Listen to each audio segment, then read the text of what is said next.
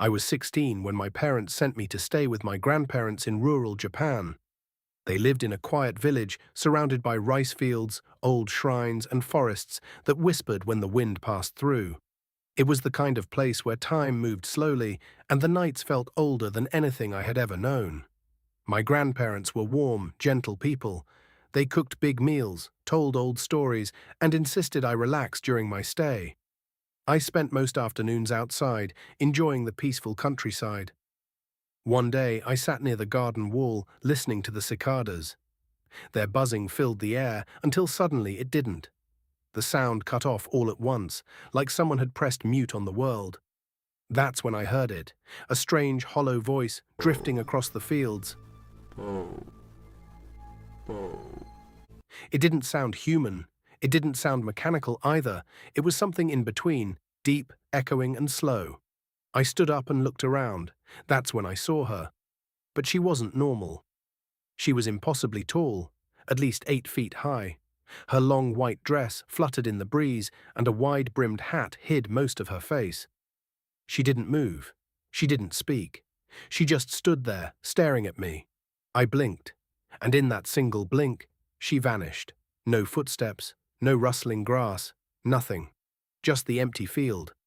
I tried to convince myself I imagined it, but the silence of the cicadas lingered, heavy and unnatural.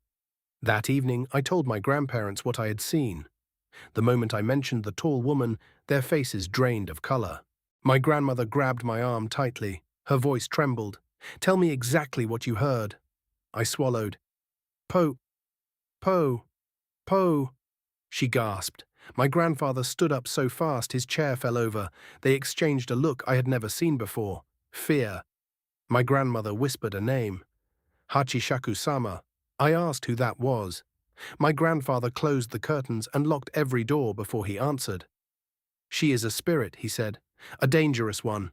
A woman who stands 8 feet tall. She makes that sound, po-po-po, as she approaches. And once she chooses someone, she follows them until she takes them away." My stomach tightened. "Chosen? Me?" My grandmother nodded slowly. "We must act quickly." They called a local monk, an elderly man with a calm but serious expression. He arrived carrying a wooden box filled with charms, salt, and paper talismans. He led me to a small room in the house. He placed salt in each corner, hung talismans on the walls, and gave me a small charm to hold. "You must stay in this room," he said, "no matter what you hear. No matter who calls your name, do not open the door." I nodded, though my hands were shaking. The monk closed the door behind me. The room fell silent. Hours passed. The sun set. The house grew dark. Then came the first sound, a soft tapping on the window. Tap, tap, tap. I froze. Then I heard it.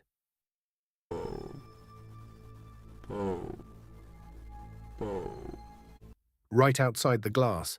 The tapping grew louder, slow, deliberate, like long fingers brushing the window pane. I squeezed the charm in my hand.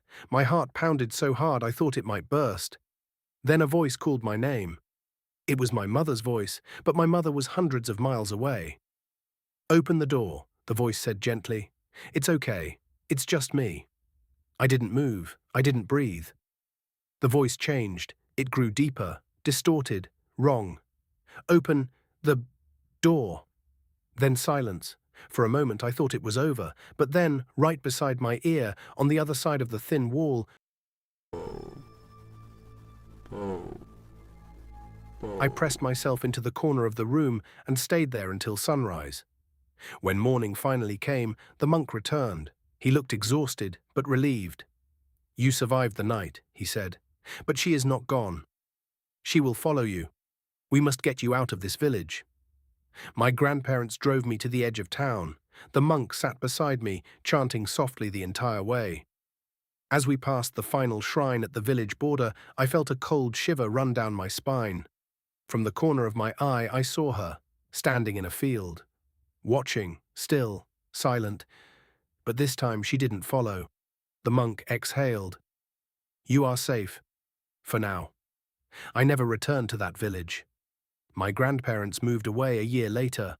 Life went back to normal, or as normal as it could, but sometimes, late at night, when the cicadas stop singing, when the air feels heavy, I hear it again, soft, distant, calling from somewhere I can't see. That is the end of this creepypasta. If you want to support me, subscribe to this channel and leave a comment to let me know what you thought. See you guys in the next creepypasta.